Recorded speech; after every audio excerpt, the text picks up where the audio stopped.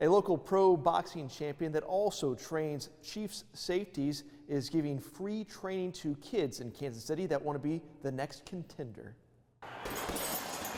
We came up with this plan to have our own gym together and to help as many kids as possible, so we raised the money. Boxing is a rigorous sport. 1, 2. And that training has been useful for some Chiefs safeties. Just to name a couple names, Brian Cook. I trained Steve Nelson before for the Chiefs. So I got Marcellus is the Chiefs chaplain, so I got a connection with them. That connection through Marcellus Casey began back in 2018, and it has inspired some kids at the gym. When they see these guys come in and get their workouts in, and they see these professional athletes that trust Coach Chris as well, and so it brings a lot of positivity and energy to the neighborhood for sure. Crunch Time Boxing on Troost Avenue is proud to offer inner city youth a way to channel their character through boxing. If you slack off in boxing, you're gonna get hurt. So I feel like it just instills a lot of discipline and teaches a lot of hard work, and that hard work will pay off if you put the work into it, and that applies to anything in life. We got fights coming up. Let's go.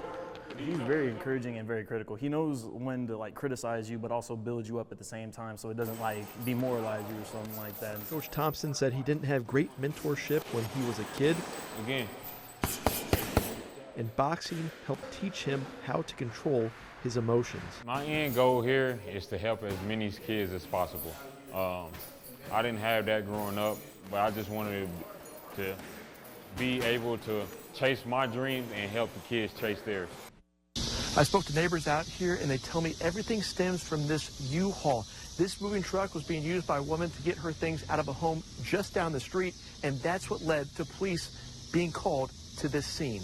I look over, and this U-Haul van right here behind us is reversing, and as they're reversing, I'm hearing shots coming from that tin house. A sheriff's deputy had intervened in what began as a domestic dispute, and that commotion brought neighbors out to see what was happening. We were more or less just out here at the front trying to see what's going on. After the initial shots were fired, Kansas City, Kansas police responded to the scene with a large presence, and that is when the suspect barricaded himself inside the home. And then once the cops went to the front door, that's when those 15 shots went off. Police continued negotiations and used tactics to coax the suspect outside of the home. They were giving him an hour left to surrender and come outside, and I think he surrendered right before that hour was up. The suspect was shot by KCK police and taken to the hospital with non-life-threatening injuries. Neighbors were relieved the scene was finally contained, but were also heartbroken to learn a Wyandotte sheriff's deputy was shot. Why shoot the cop? What was going through his head? And then it's terrible. It's hard to think about and talk about, because that cop went in there just trying to do his job. Imagine being 5 years old and getting your first set of wheels, not just any toy, but an electric car designed just for you. That's what's happening at the Porsche dealership, thanks to Learn's Geeks for Kids program.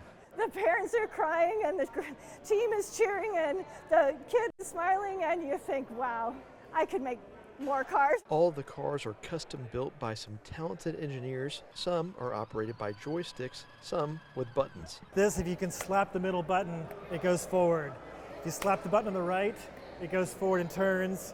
Randy Childers is part of Pit Crew 2. He demonstrated how some cars can also be remotely controlled by parents. When you're ready to go, you take off. Very handy. Also good for parking. This year, Learn brought in $500,000 in donations, which makes 100 cars that are being given away for free. And this is Sassy Rhea. Rhea is 5 years old and has a rare neurological condition called AFM that limits the ability to move her body below her shoulders. The smile on her face during her test drive meant the world to her parents. Freedom, independence, inclusion. Inclusion's the biggest part for us. Another new driver is 2-year-old Leon. His car comes with a soft disc that he can fire. Go! Leon is 2 and has some leg abnormalities, but his new set of wheels will let him go a new speed inside the neighborhood when he's playing with his friends. He's going to have a great summer. He's going to be throwing his Frisbees around and playing with his friends. It's going to be great.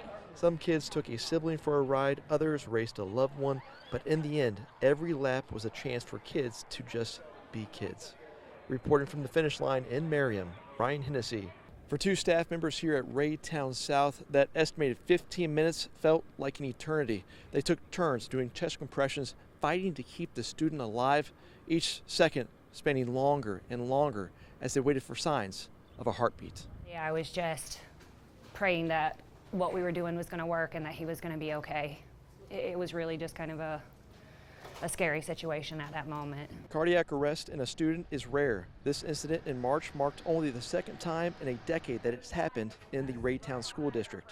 It was about 2:19, 1 minute before the final bell for the day. I ran upstairs to see what the emergency was. I found a student collapsed on the ground, got down, started an assessment. That's when Officer DePaul arrived, ready to step in. And she told me to get an AED, so I left the room and got the AED.